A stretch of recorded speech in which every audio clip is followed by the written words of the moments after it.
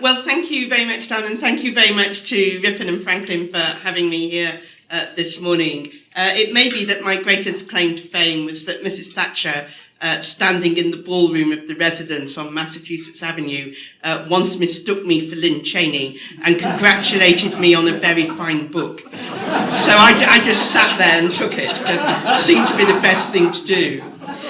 It's an enormous pleasure to be here in a great society, and free trade is very close to my heart. I mean, as you know, Britain was originally a maritime nation. Freedom of the seas is very important to us. Free trade is very important to us. We are probably, I don't think this is an exaggeration, we are probably one of the most free traders, staunchly free trading nations in the world, and we can come onto that. I might start with a few words about the special relationship. If Boris Johnson were here, he would quibble over the word special, which he thinks is a bit of a hostage to fortune, but it's very good shorthand for what is a deep, profound, successful relationship built on the same foundations. And I was very struck when Bob Selleck told me recently about that remark of Alexander Hamilton's, "We think in English." And I think that's a very important common foundation. And of course we have common law, and of course we have an attachment to freedom and liberty, notwithstanding the fact that the reason the United States is here is because you chose to seek freedom from the United Kingdom. We want reparations for that.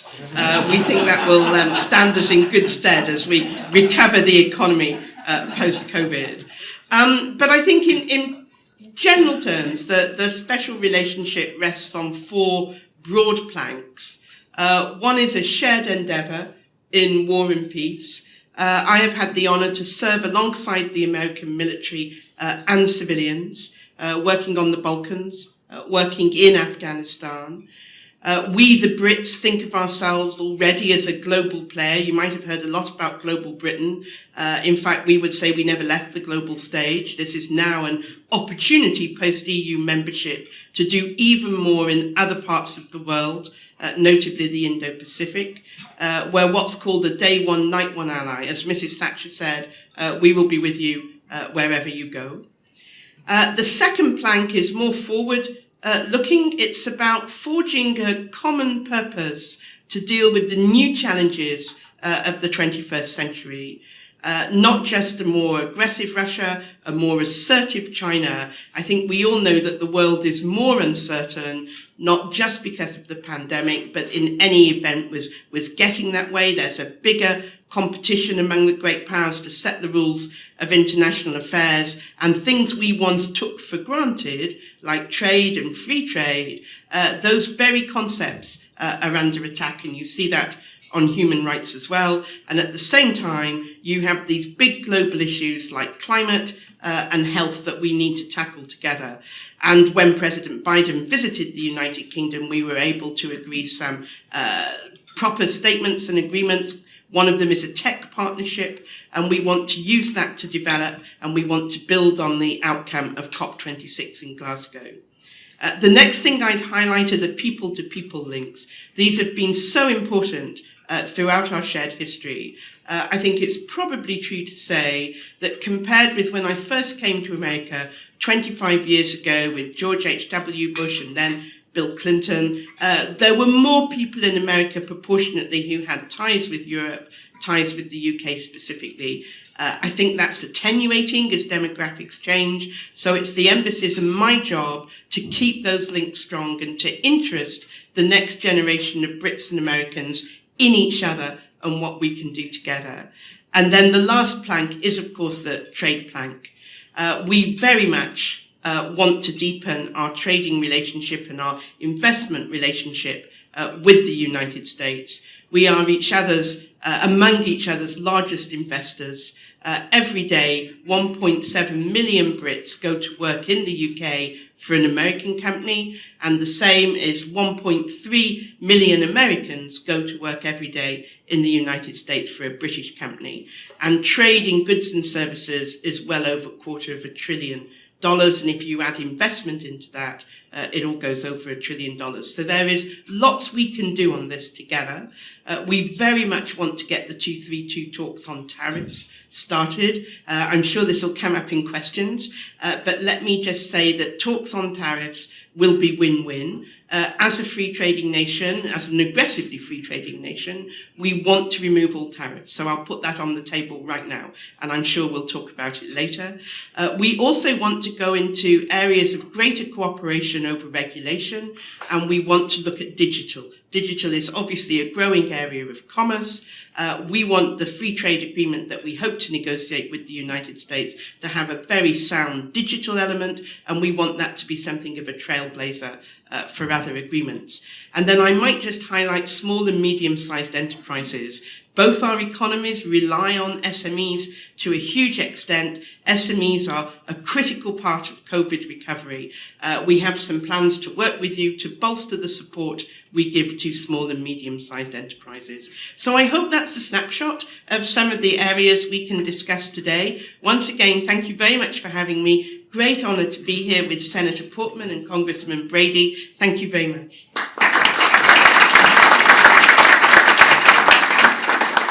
Thank you, Ambassador. And I would now ask Senator Rob Portman to come up to the podium for his remarks. It's on a personal aside. I don't see him as much as I did when he was a member of the Ways and Means Committee before he moved to the other body, but we're delighted to have him back on the House side of the Capitol this morning.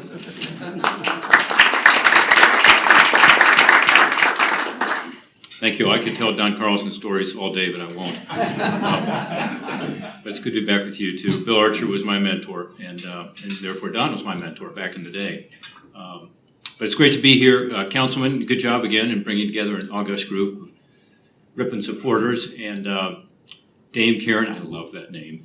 I wish you were a duchess, because I could go the whole way. But Dame, I think is cool. But you just heard a great representative of the UK and someone who shares that strong sense of bond with the United States and the United Kingdom. There's no country we are closer to. There is no country we share more intelligence with. There's no country that we have better ties with in terms of our cultural background. And of course, democracy and free markets is what we both stand for. And I agree with you. At this time of global competition, it's really about that, isn't it? I mean, the great powers are flexing their muscles, particularly Russia and China. But it's not just about commercial issues or military issues. It's about a philosophy. And so we need all the democracies and free market countries to stick together, and no country more important to do that with than the UK. So I'm delighted to be here. I'm just going to quickly talk about some of the trade issues. I was in the UK last week during the recess, and I was there for a very simple reason. I'm trying to promote a free trade agreement. I also spoke to Catherine Tai before I went, the current U.S. Trade Representative, and twice, and tried very much to be constructive in terms of what the administration might be looking for. My friend Kevin Brady, who is a true friend as well as a colleague, and I, have been partners together on trade issues for a long time, and we believe in trade. We think that free trade agreements in particular have been quite good for America. We send about half of our exports, after all, to about 10% of the world, and that's countries with which we have trade agreements. And I think he shares my frustration that in this administration, we're a bipartisan crowd here probably, but I'm going to pretend we're all Republicans. No, just kidding. Not really. I'm just frustrated that they aren't moving forward on UK at a minimum. There are 4 or 5 different trade issues that I'd love to see us be more aggressive on. USTR is built for negotiating. I mean, having been in that job, that's what it does. And I frankly worry about some of the great professionals there and what they're up to, because there's not much negotiating going on. And so I hope that the administration takes a little different tack over time on this. I know there was a pledge made in the campaign, perhaps focused on concerns that union members had raised. But if you look at USMCA, unions supported it. And that's the template now, whether Kevin and I like it or not. And so I think there is a way forward here, clearly. Let me just quickly say 3 reasons why I think this agreement would work for us and some of the issues that I raised last week, and more importantly, was able to hear about from the chief negotiator in the UK. And then one final reason we should do this, which is the overriding reason. On why we should do it, Crawford Falconer, who some of you may know, he's the chief negotiator over there. He's the former trade minister from New Zealand, interestingly. So you got this Commonwealth thing going. But it's bizarre. I walked and say, Crawford, how are you? I thought you were with New Zealand. You were a Kiwi. But he's now the chief trade negotiator. He's not the minister. And then there's a new trade secretary, and they were up at COP26. But I had a good conversation with him, as I did about a year ago, on details. And it's going in the right direction in terms of where we can find areas of agreement and where it's mutually beneficial. For the UK, there are lots of reasons to do this, I think, from a commercial point of view. One is they lost their so-called passporting rights when they left the EU, and that would have made it easier to sell financial services products in the EU. So that's been tough for them. An agreement with the U.S. would expand market opportunities for the UK financial sector. So that's something I think is in their interest. I'll let Dame Karen tell you whether she thinks that's true or not. For the U.S., the UK does still have some relatively high tariffs. So I agree, you were always a free trade advocate. When I was U.S. trade rep, I loved having the UK in the mix. I frankly have concerns about you leaving the EU because of that, because you were the one member of the EU that was always promoting for free trade. Maybe you can be even more aggressive on your own. But listen to these tariffs, 26% on fish, 22% on trucks, 10% on autos. We'll sell some Mustangs over there. 10% on wood products. So there are some market openings. And some people have said rightly, this is not a huge commercial trade agreement. In other words, we already have a relatively low tariffs here and relatively low tariffs in the UK, but there are opportunities there to expand on the product side. There are a lot of non-tariff regulatory barriers too, particularly on agricultural products. And this represents a chance to expand U.S. ag exports, something Kevin Brady's been big on over the years. And that's very real. And some of this is the vestige of the EU. Frankly, a year ago, I was less optimistic that we could have success knocking down those barriers. Now I'm much more optimistic. And again, I want to hear from Dame Karen on that. But the agreement that the EU has now made with New Zealand and Australia really liberalizes your ag sector anyway. I know you're taking some heat for it, because I met also with a bunch of parliamentarians, including Liam Fox, former trade minister, and I know what pressure they're under. But they decided to do it.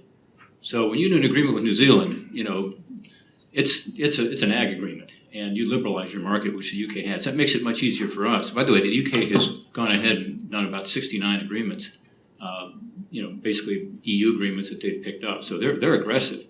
They're talking about getting in the Trans-Pacific Partnership, the new version of it, and so on. So they're not holding back, so we shouldn't hold back. So this is why I think there's some opportunities. Second reason we should do it is that on steel and agriculture, I've seen the UK moving in ways that I have not seen before. And so I think that's very important. And if we can do it on agriculture and steel, we certainly can do it on other products, services. You mentioned digital economy, other aspects. So I think that's important. On the 232 tariffs, the U.S. has reached this agreement with the EU now on the 232 tariffs. So to remove our 232 national security tariffs put in place, for those of you who don't follow this stuff, you're lucky, but we put it in place for national security reasons, but really there was no basis for it in terms of trade. There was no surge. There was certainly no unfairness. It was just put in place saying it was a national security concern. I won't speak for former Chairman Brady, but I think he and I both had some concerns about the way that was done. That's being worked out with the EU, and I think it's very likely the same kind of agreement, a tariff rate quota, could be worked out with the UK from what I hear, and is likely to be worked out. Again, Dame Karen mentioned that. So I think that's hopeful, because getting that out of the way helps to do an agreement. Third is this Good Friday agreement. I have heard, particularly from the Speaker of the House and others, well, we have trouble doing this because we don't want to violate the Good Friday agreement. I don't think that's a real concern, to be honest. I mean, I think it's something people are putting up as an objection that's not real. I've heard concerns that we can't do an agreement because it would necessitate a hard border between Northern Ireland and the Republic of Ireland. That's just not true. And right now there is a border. It's in the Irish Sea, And it's not easy. There's some complications to it, but we could work some of those things out, including, trusted importers and exporters could have special privileges. And I know the UK is looking at doing some things anyway to deal with that issue because there's some food shortages in Ireland, in Northern Ireland in particular. So I just would tell you, the complexity of custom requirements is going to be there, but we can work that out. That's not a reason not to do an agreement. So if you hear that, I hope you will think about, whether that's really a legitimate reason or a reason being used to block it for other purposes. I would quote Prime Minister Winston Churchill, who once said, "A pessimist sees the difficulty in every opportunity. An optimist sees the opportunity in every difficulty." And this is an opportunity. Now let me mention the final reason we should do this agreement, which is the obvious one. We have an overriding interest from a geopolitical point of view. I mentioned the great power competition earlier. There is no country with whom we have stronger ties. So they were with us in Iraq. They were with us in Afghanistan. You may have seen just in the last few days, they made a commitment to send special forces to Ukraine at a time when Russia is dangerously building up a massive military presence on the eastern border. UK steps up. And I just think, again, the administration ought to think about that as they're making their decisions on whether to go forward with trade agreements and specifically what countries to prioritize. Thank you.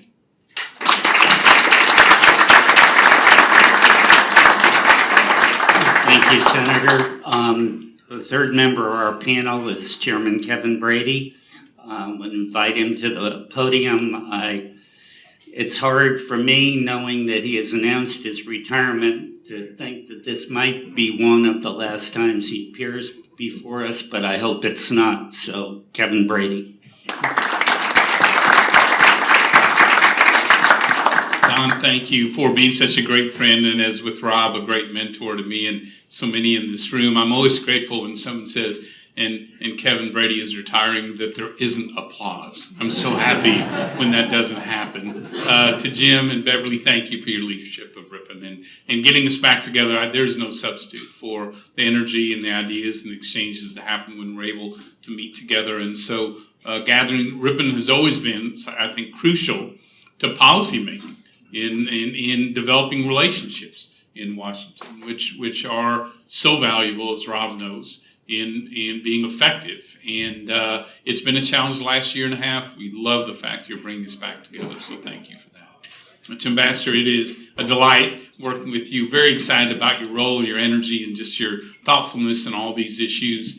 I did read your book. It was delightful. I'm teasing. That's not true. And you may be interested to know, so we discovered last night going through that big $2,000 bill, there is a tax credit for the UK in there. I'm teasing. It is not in there, but it could be in there. It could be. Yeah, so we'll work on that. Need to talk to Senator Manchin and see how that goes. And Rob Portman is a true friend. I had really the blessing of watching him lead on the Ways and Means Committee on just trade, on retirement issues, tax issues, such an effective legislator, and that's carried over. We were so proud to watch his success as U.S. Trade Representative as well, which was just enormous. And then, of course, his continued work in the Senate. So, Rob, I'm going to miss you, friend, as well. So thank you. And I echo the remarks on the trade side here. So don't tell my tax friends this, but I think I love trade as a policy more than tax, even. And don't tell anyone that. But and it's because, free trade, even the phrase, people get it wrong. The term isn't referring to the cost of trade. It's the freedom to trade. It's like free speech. And it's our greatest economic freedom. It is at the heart of our whole free enterprise system. It is this great power and freedom to buy and sell and compete anywhere in the world with as little government interference as possible. It is the freedom, if you build a better mousetrap, to be able to sell that to the world, and if someone else builds one for them, the freedom to buy it for your family or for your business. And I love it because it answers the question, who has the power?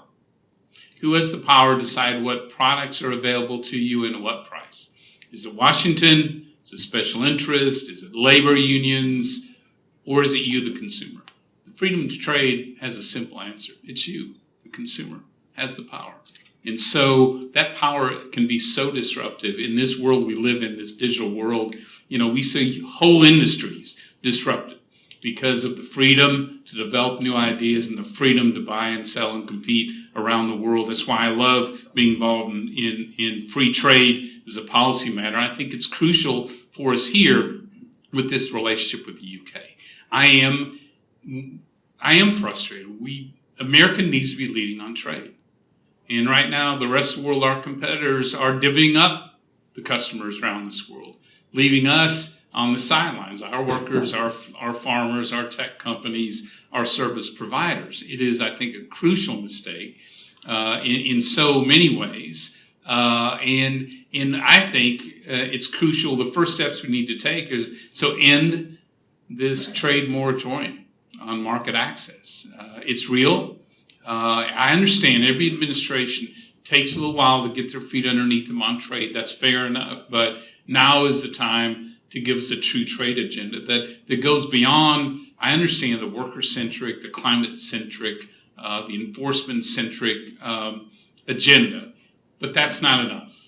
We will make only marginal, I think, progress. Following that, we need to be out there, shaping the rules, opening the markets, leveling the playing field, and there's no better place to start than the UK.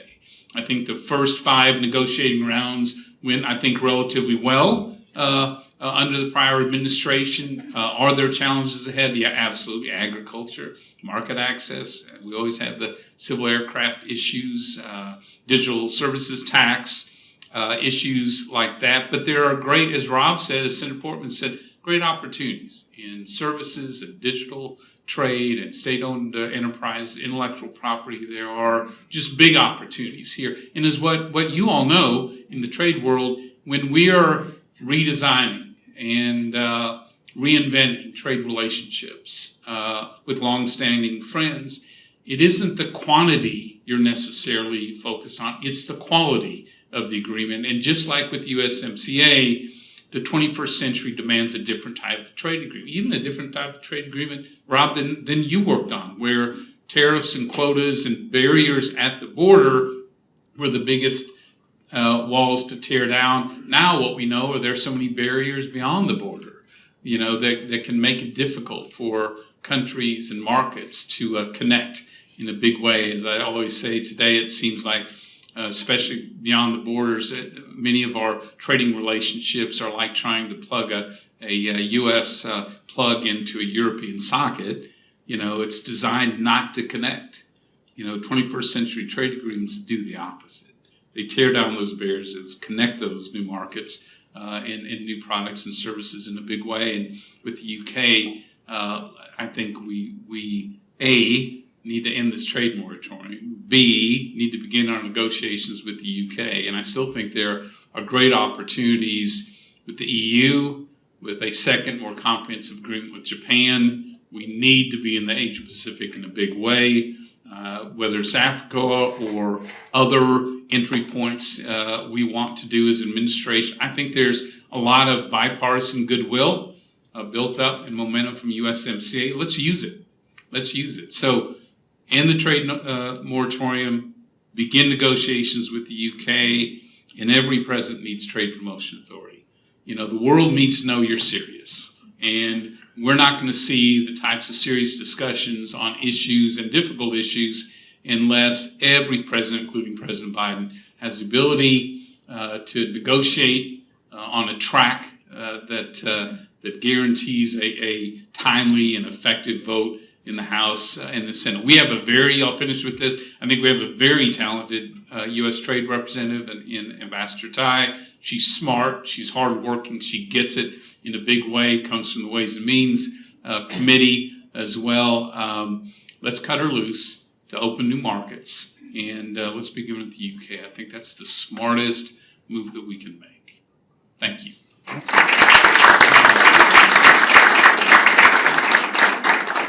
Well, our panel did a great job. Lots to think about this morning. Don Carlson, you did such a phenomenal job emceeing this morning. You get the first question if you'd like it.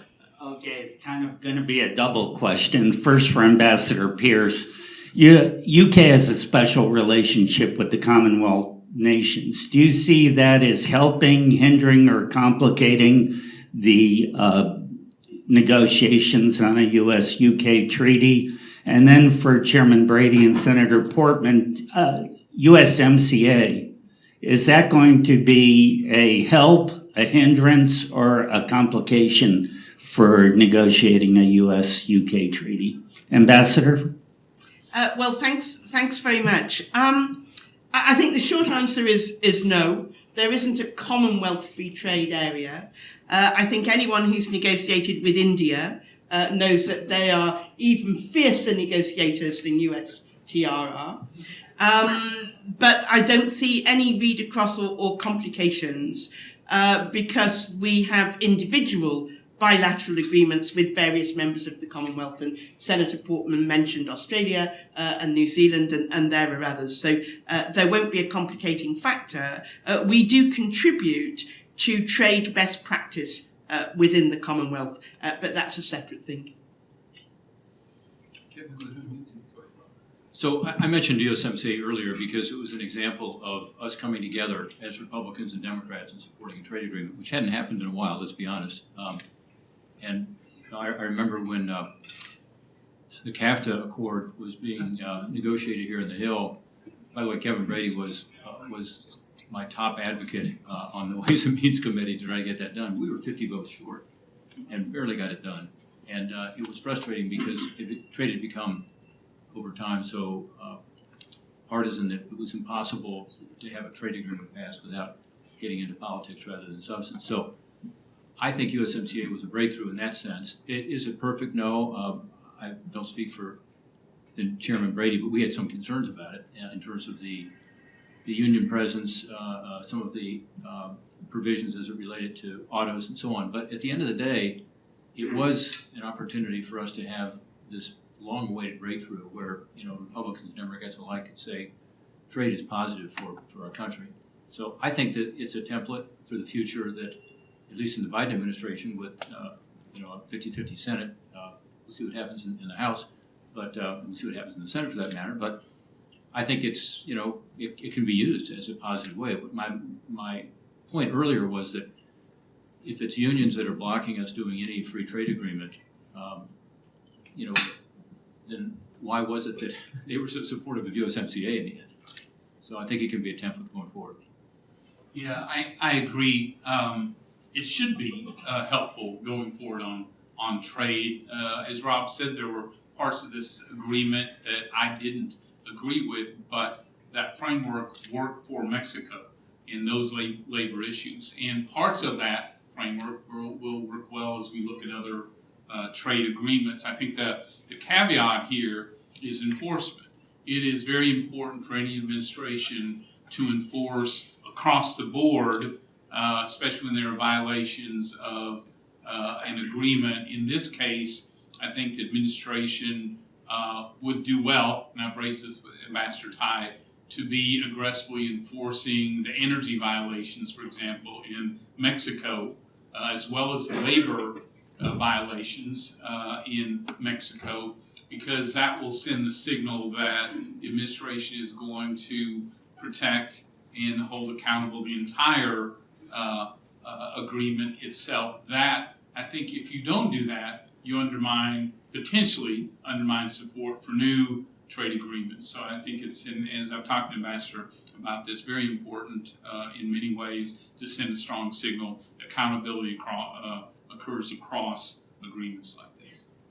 Okay. Now, the other thing to think about, which is, I guess, obvious to everybody in the room, is that if you're going to do a trade agreement to get things back on track, the UK is an awfully good place to start because of the environmental and labor issues. In other words, if you can think of a country around the world that has fewer issues in what has been the most controversial elements of trade, it would be hard for me to name one. So, I mean, the UK is a signatory to all of the, ILO labor issues that, that we would ask another country like Mexico to not just join but enforce. And on the environmental front, there, as you've heard over the last few weeks with COP26, they've got a green agenda. So why would environmentalists balk at that? And then finally, it's obviously, as Kevin Brady said so well, it's an opening to the potential of doing a broader agreement with the EU. So it's the first step. I won't say it's a baby step because all these steps are hard, but it's the first step forward toward a broader trade agenda. Okay, great. Sean, right over here. Thank you very much. Sean Mulvaney with Procter & Gamble.